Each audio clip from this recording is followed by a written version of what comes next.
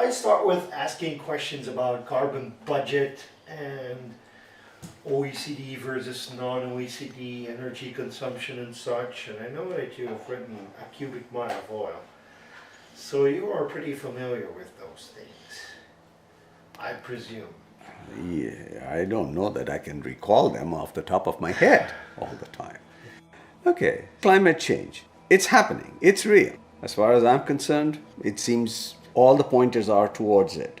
We have been burning carbon and putting carbon dioxide into the air. Carbon dioxide is a greenhouse gas. When you put greenhouse gas, it's like carbon dioxide levels have increased, is incontrovertible. Global average temperatures have increased. That's pretty incontrovertible. The ice coverage of the Antarctic and Arctics are changing. Arctics are really, in summer, it's almost disappearing. Incontrovertible evidence. Question really that comes up, and I see that, is why do some people not believe in it? And with what they're thinking, they just say, well, everything is wrong. It's a hypothesis, it's a theory, and I don't believe it.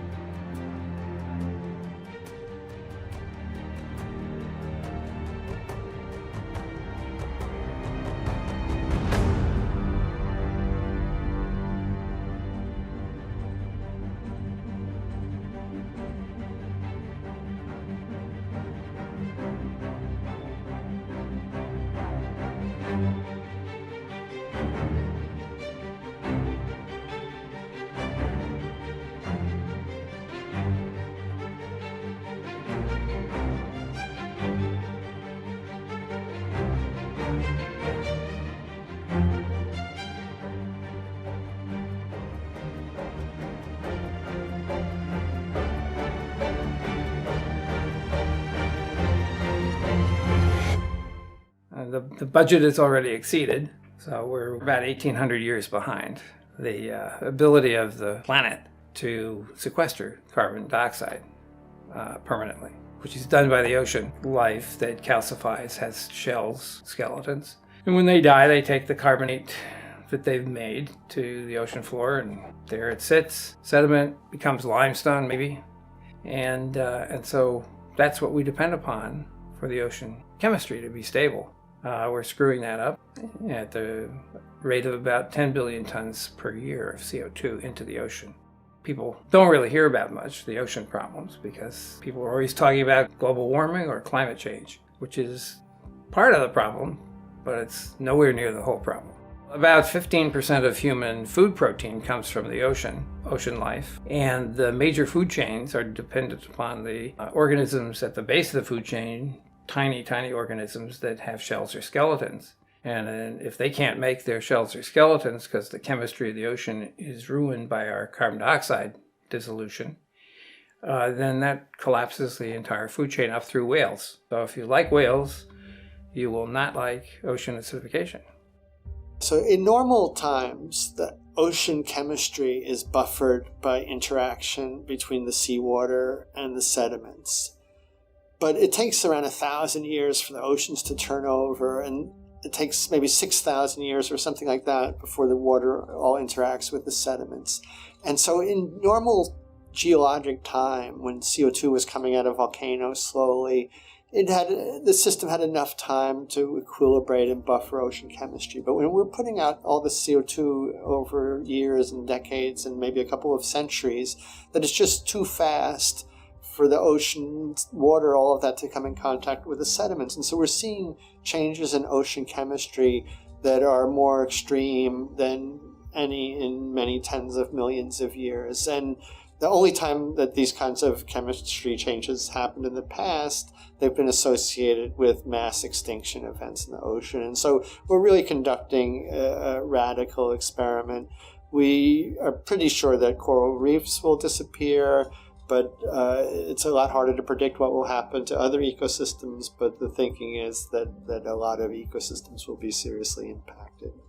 The biggest influence on people this century, I think, is going to happen if heat stress in the tropics causes crops to fail, and there's a potential for widespread famines and mass migrations and wars and all of this kind of thing. And so really, more than the direct effects of climate change itself, I'm really afraid of the kind of social upheaval that could come if there's massive crop failure in the tropics due to heat stress.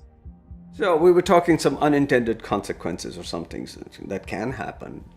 One of them was like the Green Revolution in India. When I was growing up, food shortage was a big problem. India was not producing adequate amount, and by the use of certain hybrid grains and all that, productivity was increased, and Indian farmers started to do much better, and India became self-sufficient and a net exporter of food grains. But lately what has been happening is that big rise, which was that increase that happened in productivity, also had its consequences in terms of depleting the soil quality and water availability. The water table in many areas has now gone so far down that the farmers are having a hard time maintaining productivity. And some of them have taken loans, etc., to make sure that they can survive or kind of produce in the next season. But if the crops are not forming and not being produced, crop failure, which we talk about, partly because of climate change, not lack of the changing weather patterns and changing seasons and things like that, it's putting a tremendous hardship on farmers, and there have been way too many reports of suicides among the farmers who couldn't pay their debts, and that's really unfortunate. And it started being a very benign thing, a green revolution, but then if you go too fast, you deplete some of the resources and you come up against other limits to growth. And this is what's happening over there right now. Here in California, climate change is impacting our water supply a lot. Drought has been a thing here since the beginning of time, but it's becoming more and more frequent now as the climate changes. I think a lot of processes have been set in motion that'll take a lot of the opposite of what we've been doing so far in order to actually stop or turn around, but I think we can definitely slow it by decarbonizing our electricity and transportation sectors, trying to slow down emissions. And it's a big ask, it's a big haul, but we gotta try. We talk about the need to reduce carbon emissions by mid-century, by 2050, and it can seem a little abstract, a little remote, like these long timescales. But I realized recently that my daughter will be the age that I am now in 2050. For all of the climate talks through the years, it's been the environment ministers who show up at those talks and, think, oh, what should we do about this? But actually, this is about risk. It's about conflict. It's about food security. It's about the, resilience of our infrastructure and the disruption that we're already seeing being caused, not just in Bangladesh and India, but in France, in Texas. These are real impacts on people's lives, on their homes, on public health. This is a public health issue. So yeah, I'm pretty worried about climate change.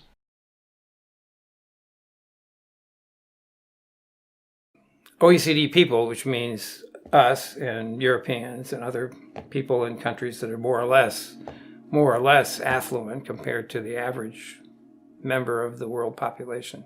We use a considerable amount of energy every day. A typical house in the Western world consumes at least 1,000 watts, maybe 1,500 watts every hour of every day. So that's 24 to 30 kilowatt hours for every home each day.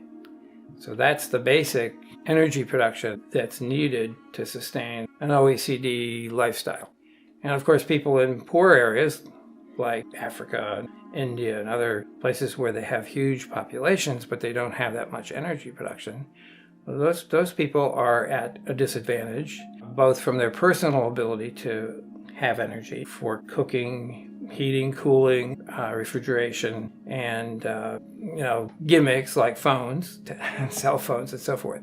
But that's only part of the problem. The main problem is that they don't really have enough energy production to run businesses, industry, and so forth that could employ large numbers of people in poor countries like that. So that's the problem. How do we generate new energy that has never been generated before to bring these people up to some fraction of an OECD person's life? I think the problem is that the average person, particularly even in an OECD country, doesn't really get the information that they need from the media.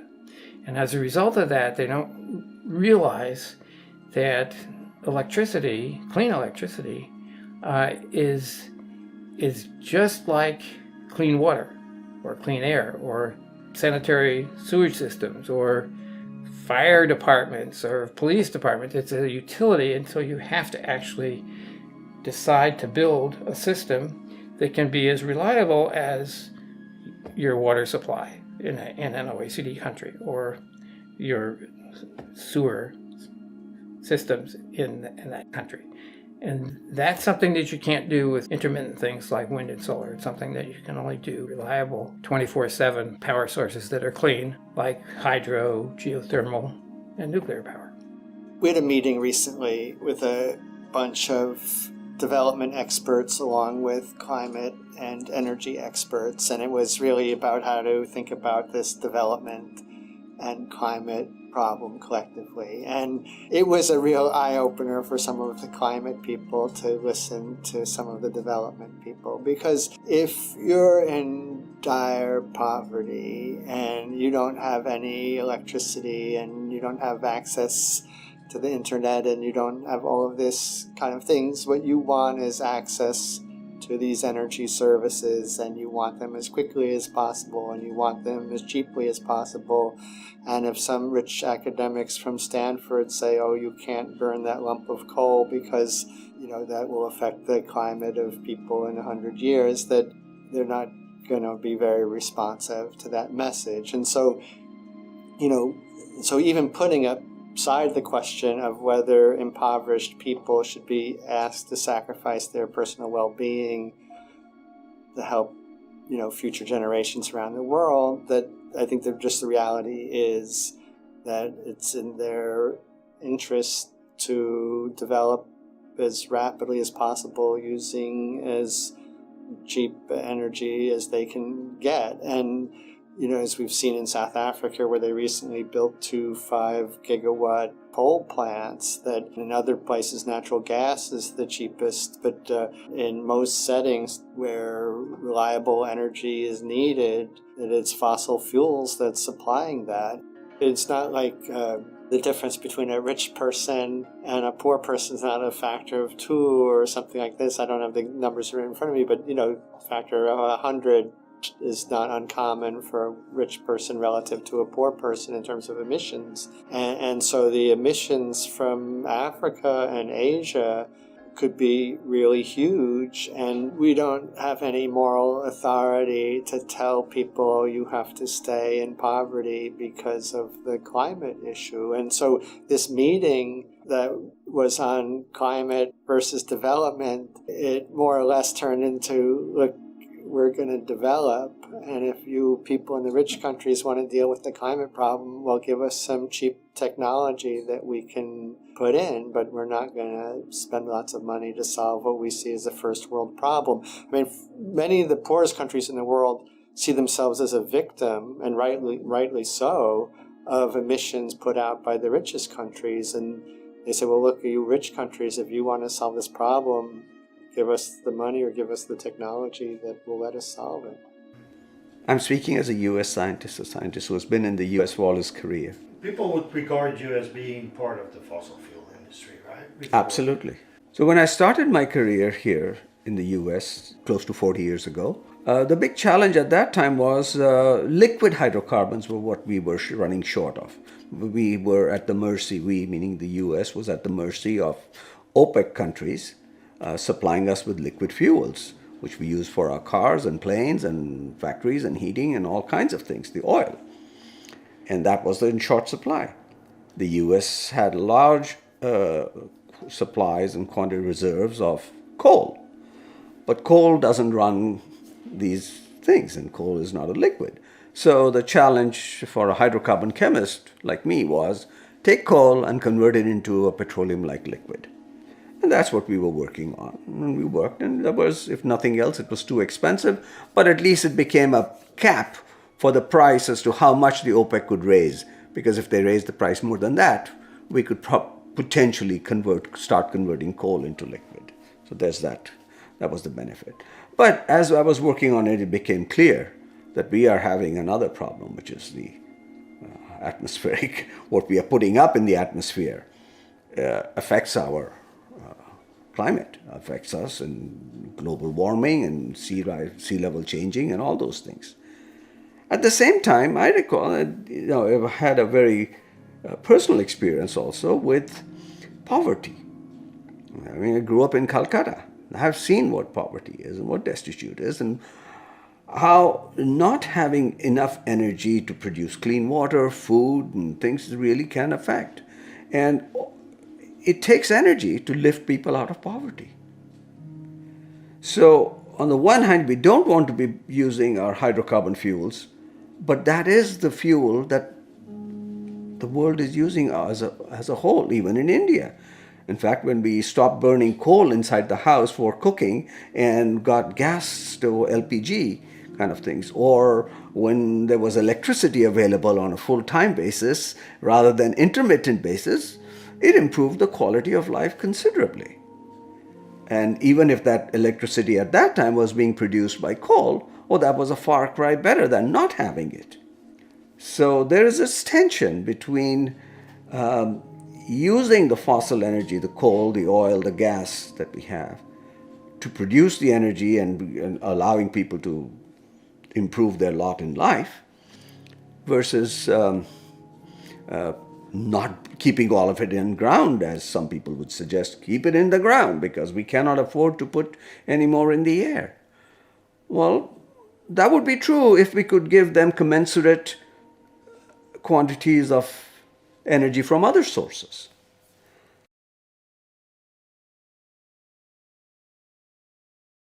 Population has always been like the third rail of climate, and then people don't like to talk about population growth as a driver of climate change. And it is true that, rich people can emit 100 times more CO2 than a poor person. And so you should say, well, look, it's really the state of development that counts and not the number of people. But, the usual way the calculations are done, it's number of people times per capita, GDP, and so on. And so if there's twice as many people, other things equal, there'll be twice as much emissions. And so, I think population is something that needs to get looked at. And I think the big concern is really with Africa, and that population projections are for Africa to have 4 billion people by the end of the century. And we've looked into this question. So the poorest people have the highest fertility rates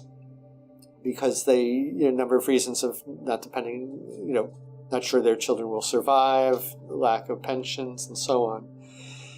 And so we had this question of, okay, if you help the poor people become richer, that would tend to slow their population growth rates, but then would increase their emissions and would then actually decrease emissions over the long run. And the answer is no, basically, that, because if you make people richer, you maybe increase their emissions by a factor of 10, you decrease their population size by a factor of 2, and you end up with more emissions. So I'm all for helping the poorest people to be richer, and that will slow population growth, but it's going to lead to net increase in emissions. And so I think this is one of the fundamental issues, that social justice with today's energy technologies that we're deploying today means increasing emissions, because poor people have a right to not be in poverty. And, and so if there could be cheap, abundant nuclear power plants coming off of the end of assembly of factories that could be ready to be deployed in places that are energy starved today. It'd be great.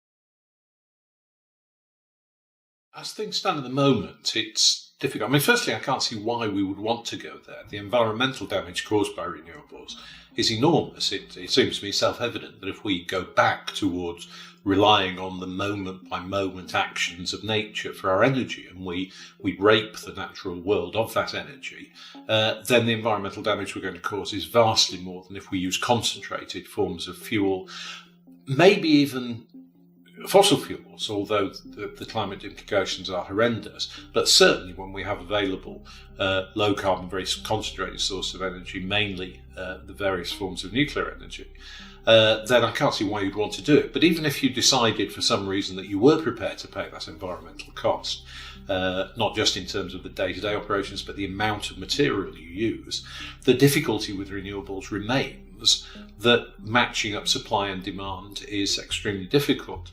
With plenty of evidence, for example, from California now, which has an awful lot of solar capacity, that because all of your solar power comes at the same time during the day and around the middle of the day, then you have two problems. Firstly, what you do for energy overnight, and in the California is a rather warmer place than the United Kingdom generally, but in the UK our peak electricity demand is on a cold winter's night when solar is of no use. But increasingly difficult is what do you do when solar is generating too much? And we're seeing in California and in Germany and many other places that the more renewables you get, the more they cannibalize themselves. They generate electricity at a time when you don't need electricity because they're already generating. So increasingly when you add an extra unit of solar at a certain point, that is simply competing with already existing solar. It's not competing with anything else. And so you have these three problems. Firstly, what do you do when the renewables aren't generating enough? Secondly, what do you do when they are generating too much? And thirdly, what you do in between the two when very, very rapidly the output from solar or particularly wind is changing. You can very easily have a change of 60% of your rated capacity from wind within an hour. How do you manage the stability of the system when you're having to respond to those changes in supply with some kind of other kit? So as it stands, it seems to me it is neither desirable nor does it look terribly feasible that we should move towards anything like 100% renewables. The one thing that might change matters is storage, but storage itself has massive environmental costs. The materials we're using, the lithiums and the like, are pretty unpleasant to get at and to use. And in any case, you're constantly battling against the second law of thermodynamics. You don't get anything for free in energy. And storage is never going to be more than, you might get up to 80-85% efficiency, but at the cost of either using vast amounts of land for hydro storage or vast amounts of material for battery storage with relatively short lives. So the 100% renewables seems to me to be both a chimera, but also one that doesn't, even if it worked, would not deliver the kind of environment that we'd want to live in. First of all, there's no such thing as renewable energy. It's a marketing term. They're trying to sell stuff. Sounds good. But if you go back to your high school science class and you open the book and you go to energy, you'll read the principle of conservation of energy. And that says, that universal principle has been known for hundreds of years. And it says, energy can neither be created nor destroyed. It can only be changed from one form to another. So we can put electricity into an oven and it generates heat energy. We can make transformations of energy, but we cannot, in fact, renew it. We don't get any more than is inherent in the material and the system, the natural systems that we have. So that's the first fallacy that people have to actually understand, is a marketing effort to sell a particular product. And the particular products that are being sold now are solar power generation and wind power generation. Obviously, the sun produces energy continually, all the time. We intercept a little bit of it on Earth, Our solar panels at most could give us 1,000 watts of power per square meter. So since a house is about 1,000 to 1,500 watts, you could maybe have a few square meters of perfectly efficient solar panels to run your house. Well, that would be fine. But solar panels are not efficient because the product is not a fully engineered device. There's many more improvements that have to be made to solar photovoltaics before they actually generate much of the energy that the sun gives us. So that doesn't really work because we don't really have a product on the sun side, on the sun energy side. On the wind energy side, wind is solar energy that's second order. It's the result of the sun heating up the atmosphere and the land and the oceans. And so it's even less reliable than solar energy. And how we harvest the motion of the wind is very important in terms of how efficient, how much material we have to expend, how much steel, how much concrete, how much of everything we have to expend on a wind machine to capture energy from the moving air. And it turns out that propeller, which is what's used in typical wind machines, is one of the least efficient ways of gathering energy from moving air. So why build something like that? In particular because it consumes thousands of tons of material per windmill just to make steel, make concrete, copper for the generator, all this kind of stuff. So it doesn't really survive in hurricanes. It doesn't really, it's unpredictable in the sense of when the wind is going to be strong enough to actually generate enough power. So this whole idea of taking easily accessible wind and easily accessible solar power and trying to power the world with it doesn't make any sense. As I said before, you can take a solar panel and give it to a family that has no connection to any electrical grid in some poorer region of the world and give them a battery, a solar panel, and a charging unit and a little light, and they can have something to keep their house lit at night and let their kid do his homework. So the 100% renewables idea, it's a really seductive vision for transforming our society. And it has this great benefit of mobilizing a lot of people around an ambitious goal, like a big, hairy, audacious goal. And I see the value in that. The problem is that when you start to really crunch the numbers and you look at the carbon intensity of the overall system, what we found we did a study called the Climate Leadership Report last year, which showed that there really is no correlation between high percentage of installed capacity of renewables and low carbon intensity. And actually, when it comes to climate, really the only thing that matters is low carbon intensity. So how do we marry that reality with the vision, the goal? Well, we have to understand why it is that the 100% renewables vision is so seductive. And I think a big part of the reason for that is not to do with the attributes of the technology themselves, but the values that they represent. And those values are things like being closer to nature, being human scale, being more democratic, being like drawing on the infinite resources from nature. And those things really appeal to people. And actually people like being a bit more in control and having a bit more direct contact with their energy supply, which in the past has been, run by big, remote, faceless corporations. So the challenge, I think, for us is that we have to broaden the suite of solutions that sit within that value proposition. And I really think that we can do that. We can actually, and that's one of the things that's really appealing about the industrial transformation that we're trying to mobilize in the nuclear sector, because actually it's about these organizations behaving differently, speaking to those values that people care about. I'd like to see a cooperatively owned nuclear power station. Why not?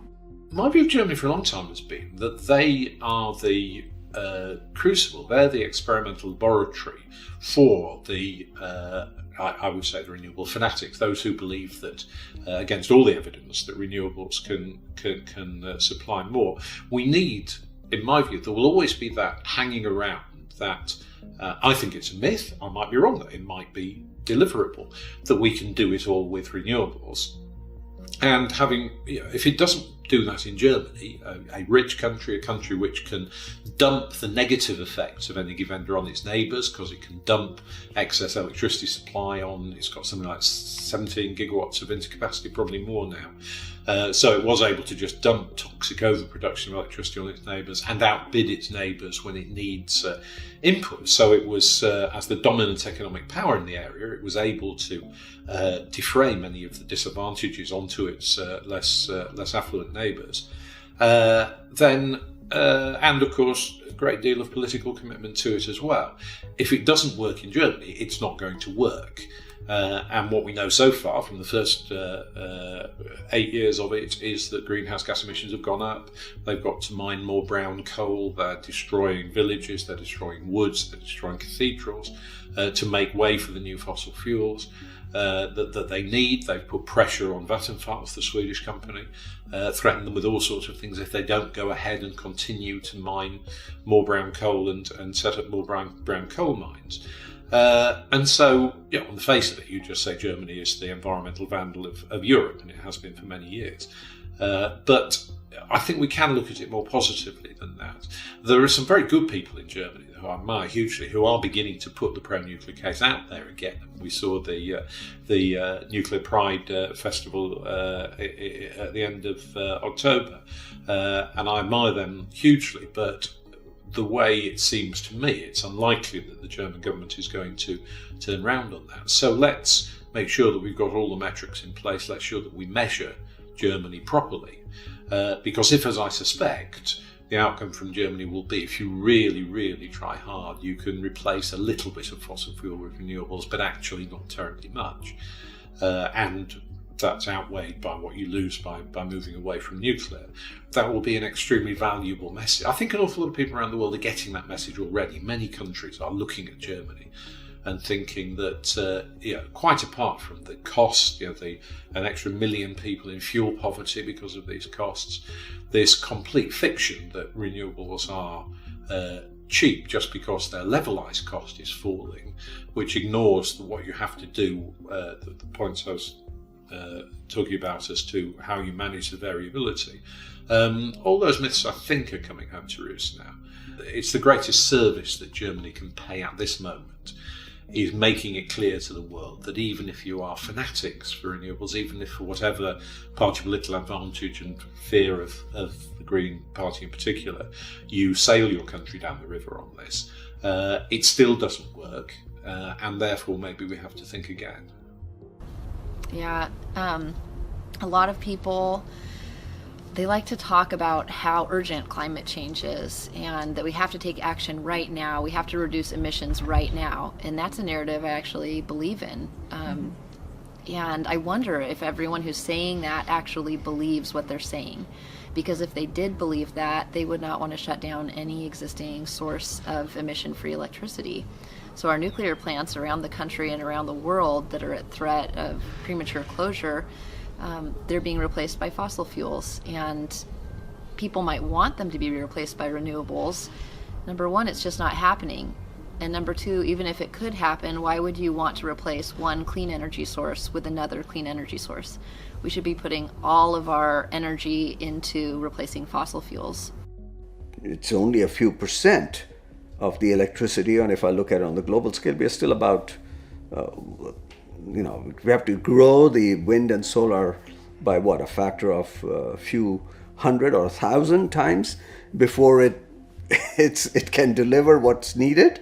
And if I look at do we have the supply chains for those materials, even if we are not going to really run out, I'm not looking at just the reserves, but if I can look at the total endowment also.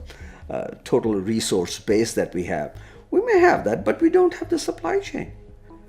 It strains even the steel and aluminum and copper things. We have to double or triple those, or concrete. These industries cannot be just, they're huge industries, and we will have to double or triple those.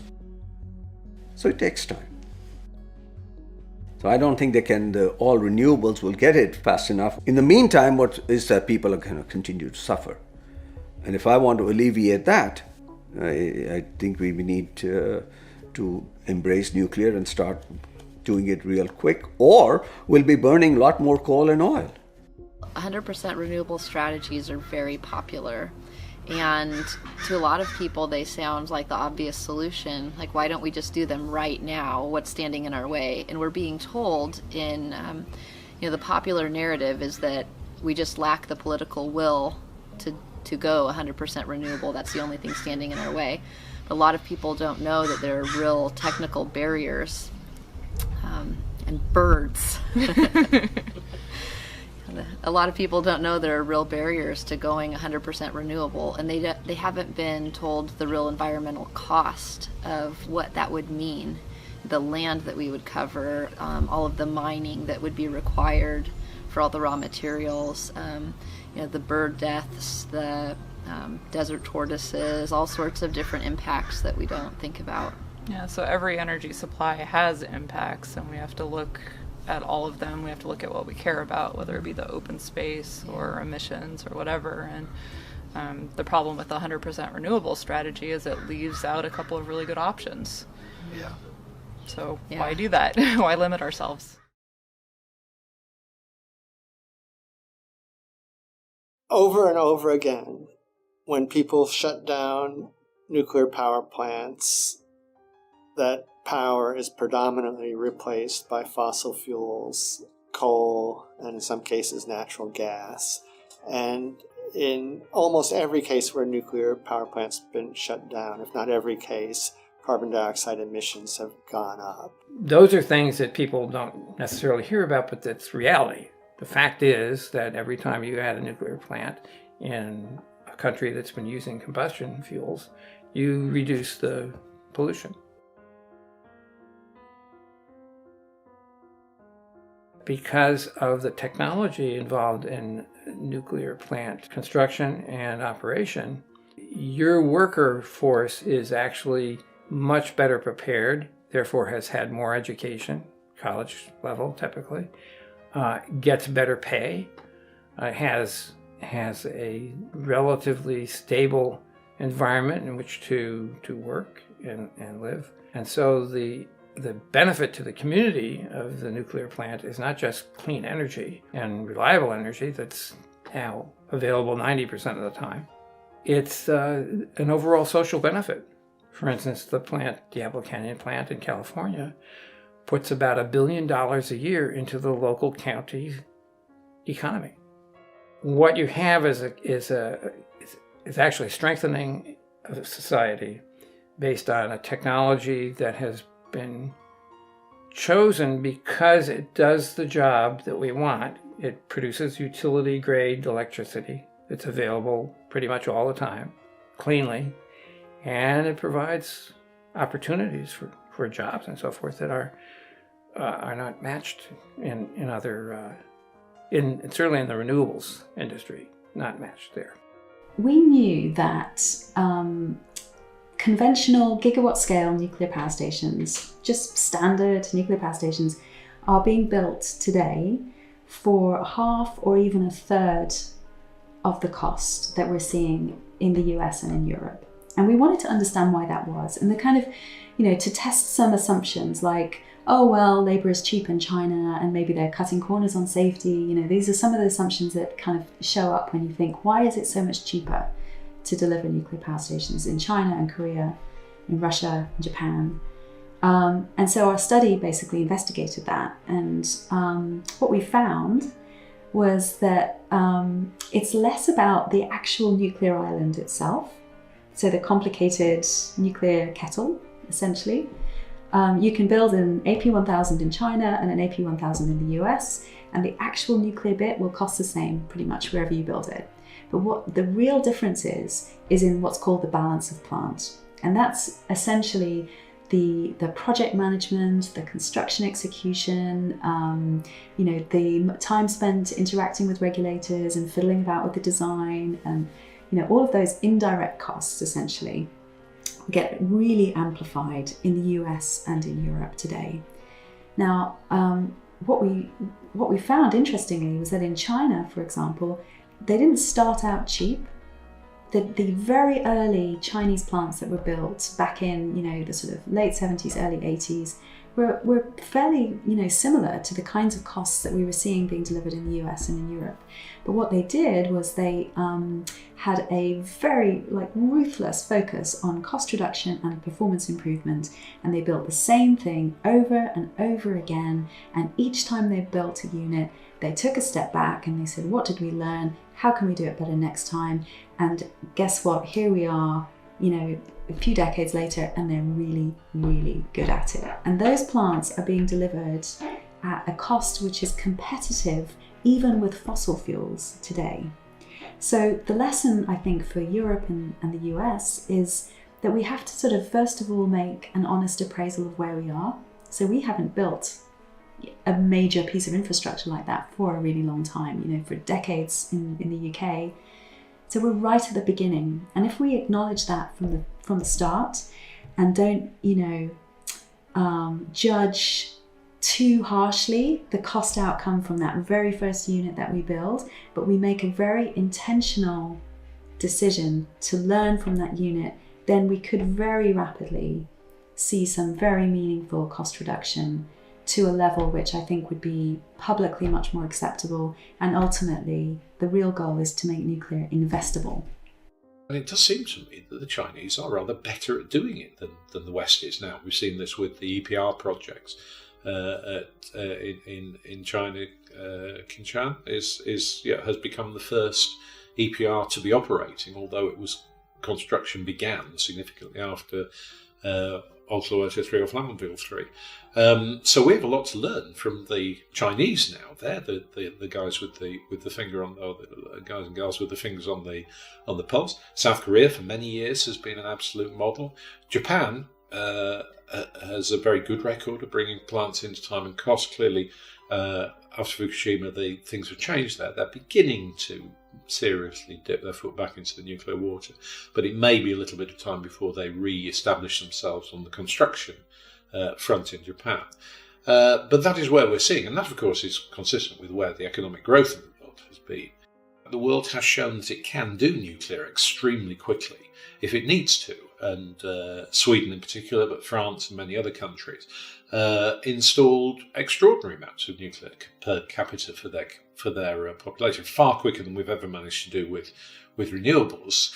And so if the world decided that they wanted to do this, we probably need to find some sort of hybrid between generations 2 and 3. My own view is that because of a completely ill-conceived, over-the-top obsession with so-called safety based on generation 2, which has proved to be very workable and very safe, we ended up with nuclear innovation, in effect, being aimed to improve these theoretical safety issues rather than to reduce costs, which is what most technical innovation rightly is aimed towards. So we've ended up with some extremely expensive plants at the moment. So I personally would like to see us go to the stage where we know works and we know can really deliver significant improvements for the environment.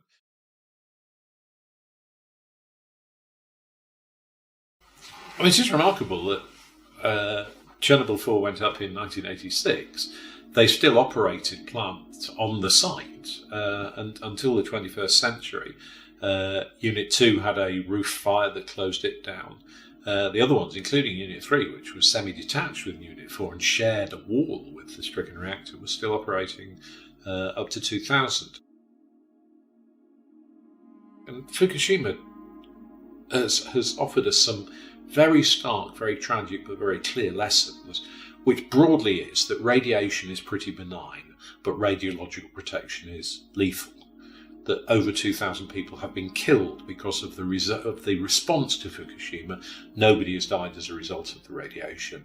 And I mean, saying that, it doesn't have to be nobody. This would still be a very good deal if given the lives that it saves. But the remarkable thing is that nobody has died as a result of the radiation. It's very unlikely that anybody will, or at least that we'll be able to tell if anybody has died against the background levels of diseases that we're talking about. So we need to recast the question about how do we stop Fukushima happening again. What that really means to me is Next time there is a major release of radioactivity from a nuclear power station, or another source, but basically a nuclear power station, how do we make sure that we don't turn that annoying middle-ranking industrial mishap, which Fukushima was, into a very significant human tragedy? And if we can recast, and that's the real question in my mind, if we recast the question about safety around that, how do we stop ourselves killing an awful lot of people and destroying an awful lot of lives for no reason at all, for hardly any reason? Then there's a chance we're getting the whole debate onto the right footing, which is here we have a source of energy with massive potential for good, both in terms of reducing the geopolitical pressure on fossil fuels, in terms of reliability of supply, in terms of it not devastating huge areas of land to create wind farms or solar panels, of producing very, very little toxic waste compared to solar energy or certainly to the fossil fuels. And being a downward pressure on prices, as well as the massive bonus of greenhouse gas reduction.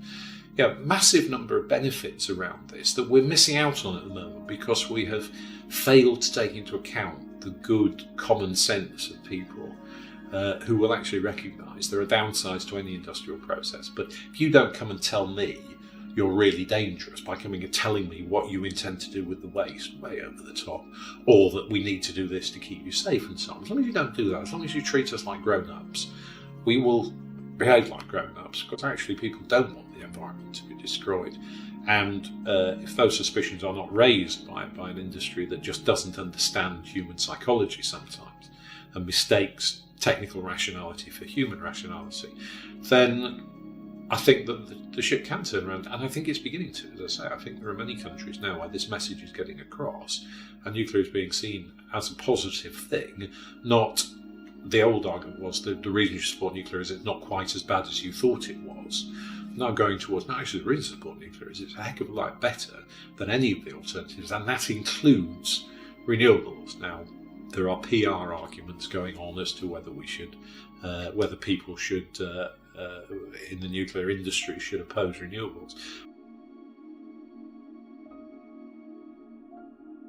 What about waste? What about the accidents and all that? That comes up whenever I talk about this. Oh, if I look at waste part, this is at least a solid pellet that's inside a steel tube, which is inside a concrete. It is not being dispersed all over the environment. So it's there, it's under control. And once it's in those dry casks, those concrete dry casks, I can walk up to it. It's not like it's going to kill me. It's not waste. It's a resource for the next generation of breeder reactors. So don't bury it away, but if you have to, actually, technically, I don't see there are problems or any challenges in it, in storage. Because all the storage of all the last 70 years of nuclear power production would be, is what they say, 20,000 cubic meters is the number that was in the book. And I said, well, what is that? Let me go back to my football field, for example. And so that's about 13 feet deep, one football field. Takes care of 70 years of nuclear waste. That's all.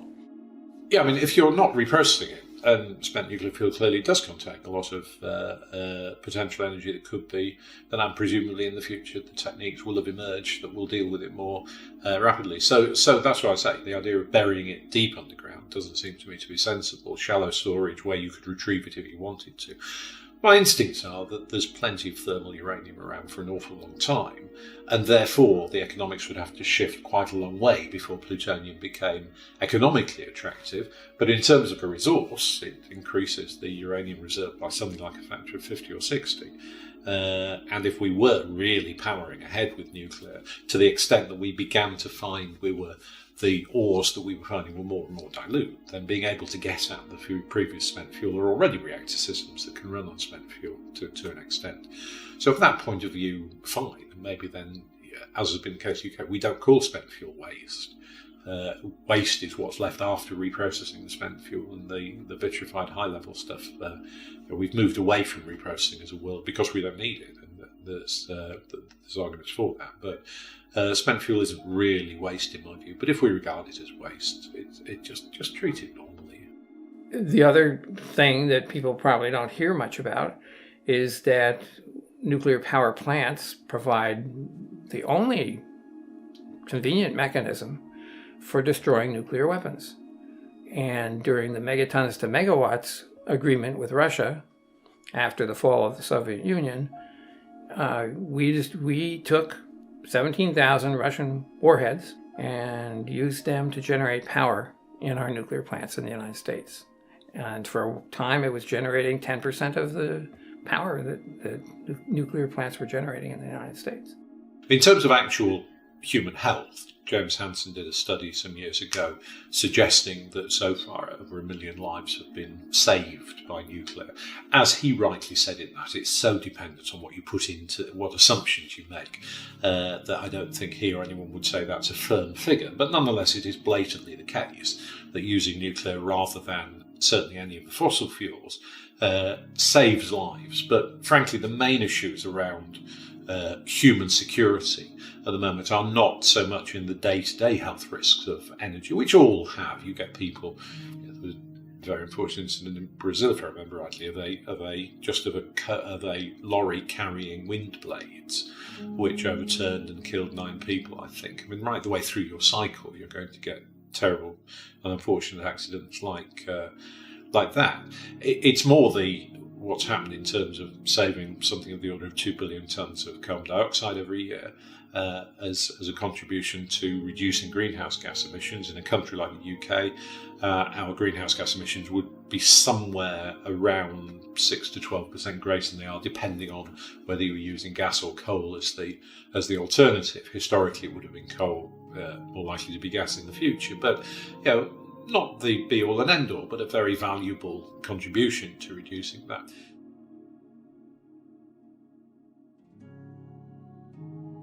Because of Diablo Canyon being built close to several seismic faults, the interest in the seismicity of the region has spurred a lot of investment in research, and so we have thriving university programs that have benefited from that research, and a lot of professional societies that benefit from that research as well.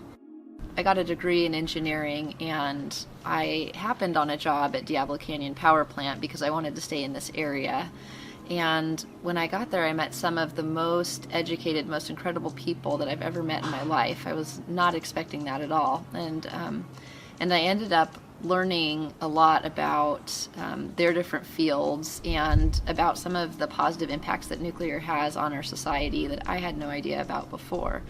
Like, some of these incredibly smart scientists are there, employed by the power plant or by the companies that own the power plants, and they're doing groundbreaking research, such as in the field of seismic engineering. And our world is better for that. The more we know, the more we're able to improve our designs and save lives around the world. Heather said that the plant being big is what excited her, and that is exciting about it. But another exciting thing about a nuclear power plant is how small it is compared to how much energy it produces. So when I learned that Diablo Canyon produced over 20% of California's clean energy on just a few acres of land, I mean, that was incredibly exciting. And I think that's what started really, pulling me back day after day, was thinking about what a great thing I was doing in terms of conserving land and natural resources for us to use on other things, like hiking and enjoying them, instead of bulldozing them and, paving them over or putting up things that take up a lot more land. The current fleet of nuclear power, the light water reactors, is very safe and very good, and we can really afford to increase the fleet several-fold without running into real shortages of anything. The good thing is that they are being deployed in some other countries, and even newer technologies, the Gen 3s and Gen 4s, are being developed and experimented in Korea, in France, in India, in China, and they're going to be taking the lead now, because I think the U.S. has basically taken a backseat and is going to cede the technology advantage. And then maybe in 10 years we'll be buying the technology back from them. Yeah, I would love to see nuclear power plants rolling off a factory in a very low cost mass production kind of mode and bring down the cost that way. And so, I guess I would like to see passively safe reactors that are coming off assembly lines at low cost. The power demand in this planet this century is going to be huge, and we need something that's simple and reproducible and something that we construct at huge scale and that can more or less go in anywhere. And nuclear is one of the few things that can do that. The Canadian nuclear regulatory agencies are much better to deal with than the US NRC. That's why a company like Terrestrial Energy in Toronto is working with their regulator to produce their molten salt reactor design. It's really a political matter in the United States as to whether or not we really want to get serious about reducing emissions and increasing nuclear power deployments. I mean, we can do it. The nice thing about a nuclear plant is that it's really just making heat from nuclear fission and decay of the fission products that occur in the reactor core. So whatever source of heat you want that you think is best at the time, you can put into the plant. It doesn't have to be the current kind of nuclear generation. It could be, in the future, it could be molten salt, it could be something else. But the site is there. The site has a huge amount of other equipment and investment, and the site has an access to the electrical grid. That's a very important thing. A lot of people don't want to have an electrical, high voltage electrical path run through their county or their town. So you've already got it. Don't waste it. So either build the plant, or if you don't like the way the nuclear heat is generated, pick a different design for the heat. But the whole plant itself is a valuable asset regardless of whether or not it's nuclear. Right? I mean, we want it to be nuclear, but the point is that this argument about nuclear plants being expensive is ridiculous because the basic part of the plant lasts for 100 years or more. There's nothing to replace. I mean, you can replace parts, but there's nothing to deteriorate in terms of the overall structure, the base of the plant, the concrete, the electrical via, and so forth. So the point is just that it's modular. You can think of a nuclear plant as a modular source of clean electricity. So you can go in and displace modules, change them out, do that sort of thing. You don't want to get rid of a nuclear site. You want to actually finish it, operate it. And that's what the BC Summer thing, unfortunately, it needs that kind of thinking because it would benefit our whole country.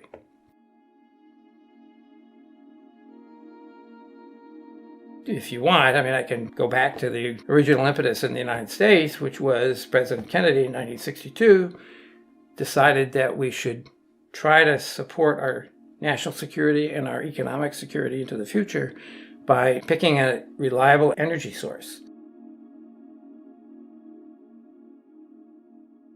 40 years ago, nuclear power cost half as much as it costs today. And, when solar and wind were more expensive, everybody said, let's do R&D and do everything we can do to bring down the cost of these technologies so they can become more widespread. So it's one thing to make a technology that was never cheap become cheap, but nuclear power used to be relatively inexpensive, and it seems like it should be possible to get there again. So we've been doing a bunch of optimization modeling, and if nuclear power was half as expensive as it is today, it would do really well in competing against, say, wind and solar and so on. And it used to be half as expensive as it is today. And so it seems with some targeted R&D and thoughtful planning and acceleration of construction cycles and so on, there's no reason why nuclear power can't be cost competitive.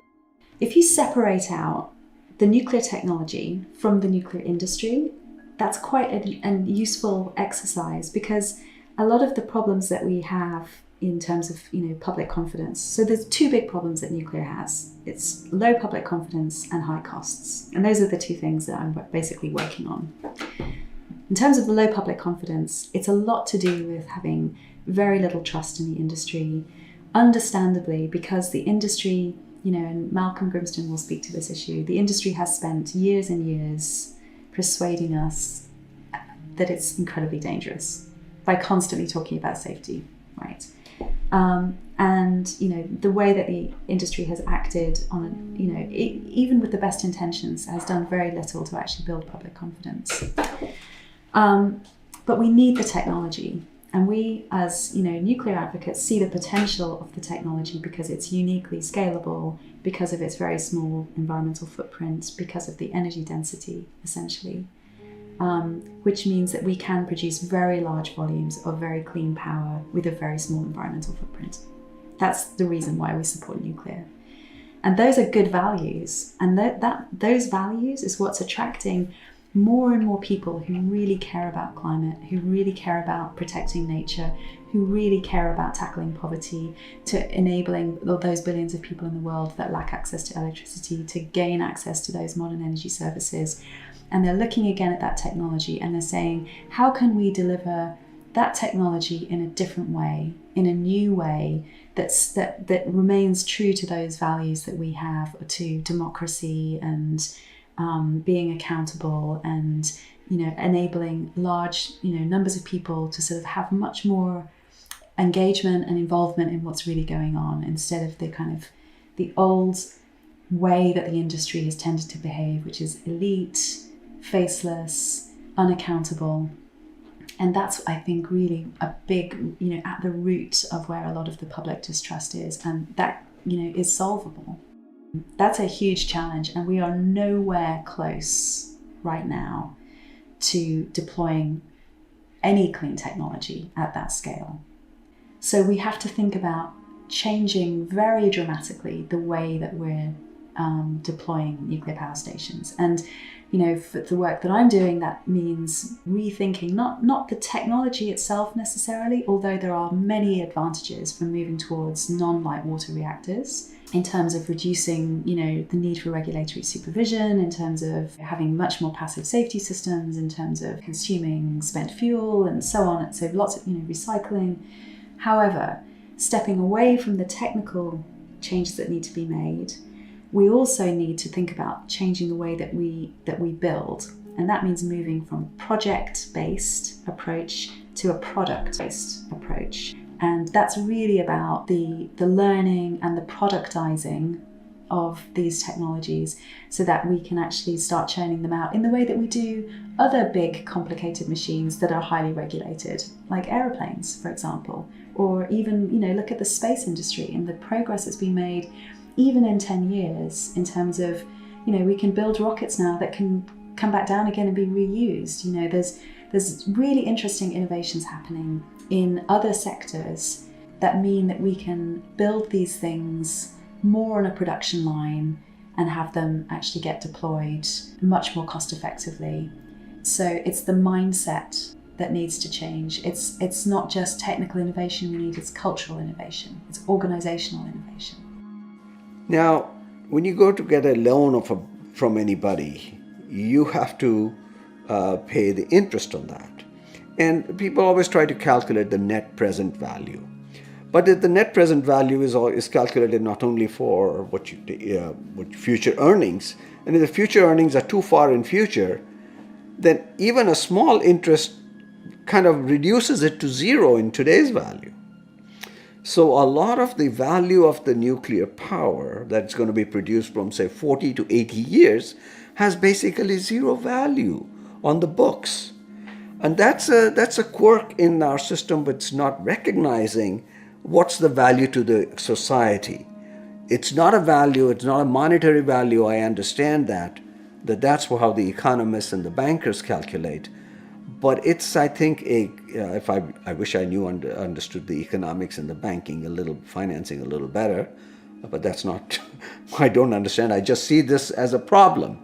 I see this as a real serious problem that we are not addressing, or we are not adequately taking into account the good that this industry produces in the long run? Yeah, I mean, it's also about like getting rid of all of this like fake polarization or divisions, and we've seen that in the UK actually, quite successfully, where we have renewables, carbon capture and storage, and nuclear representatives saying we need all those technologies in order to decarbonize our energy system. And that's quite a healthy position to be in, because actually then we're all really focused on the outcomes that we all care about rather than on the means. I think within the debate, we've been confusing the means with the end a lot. And, the particular technology, whether it's renewables or nuclear, becomes the goal in itself. And, that actually is not necessarily going to get us to the, tackling air pollution, tackling climate change, enabling millions of people to gain access to energy services, outcomes that we all care about. We started Mothers for Nuclear because we realized that not only are mothers and women, kind of scared of nuclear typically, but there's not very many mothers and women in our industry. It's typically a male-dominated field, and we feel an obligation to get out there and share, like, other mothers like us should support nuclear. It is the right choice for combating climate change and lowering air pollution and protecting open space. Women care a lot about different issues. Women care a lot about climate change. Women care a lot about social justice. Women care a lot about making the world a better place for their children. And so I think women have historically been pretty anti-nuclear because they thought that nuclear was bad for the environment, bad for the future, bad for their children. But when we learned the truth, we found out it was just the opposite, that nuclear is actually one of the best sources of energy for the environment. It's hope for our future, it's hope for zero emissions and a sustainable climate for our children in the future. And so when women and mothers learn that, we think that they'll be some of the biggest advocates for nuclear. Unless you look at the whole picture, you're not going to get a real idea of why 100% wind and solar power for the world is just not realistic. You could think of different generation technologies as different tools in the toolbox that can help us get electricity when we need it. And, if we call for an electrician to come in, we don't want him just to bring a Phillips screwdriver, not a flathead screwdriver, because maybe you'll need a flathead screwdriver to fix the problem. And so, us showing up to solve the climate problem with just wind and solar, it would be like an electrician showing up, leaving half his toolbox at home. And so, we want, when we go to solve a problem, we want to have all the tools at our disposal that we can get. It's using energy that's been stored in uranium by exploding stars billions of years ago. Nuclear power is basically storage using fusion batteries that were charged up billions of years ago by exploding stars. We can extract nuclear power on the moon, on Mars, in space, wherever we want on Earth, and it's not dependent on the environment in particular. Having young kids is a really scary thing. Kids don't come with an instruction manual, and they ask all these crazy questions that you're just not prepared to answer. And so the other day, my son asked me, "Mom, is the future going to be better than now?" And it was such a deep question, to answer it. And I was thinking, the first thing that came to my mind was climate change. And I was just so scared for him. What is the future going to look like for you?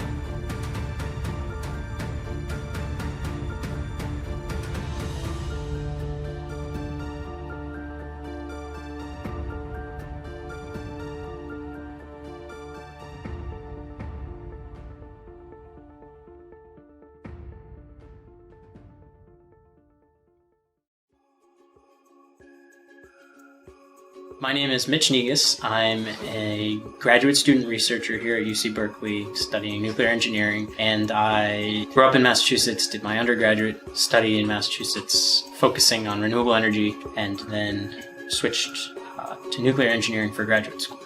Being a physics major taught me to look at things in the big picture, and so I was working on renewables. I eventually got interested in nuclear fusion, and in the process of getting there, worked on pure nuclear physics with no energy applications, and that led me to learn more about nuclear fission.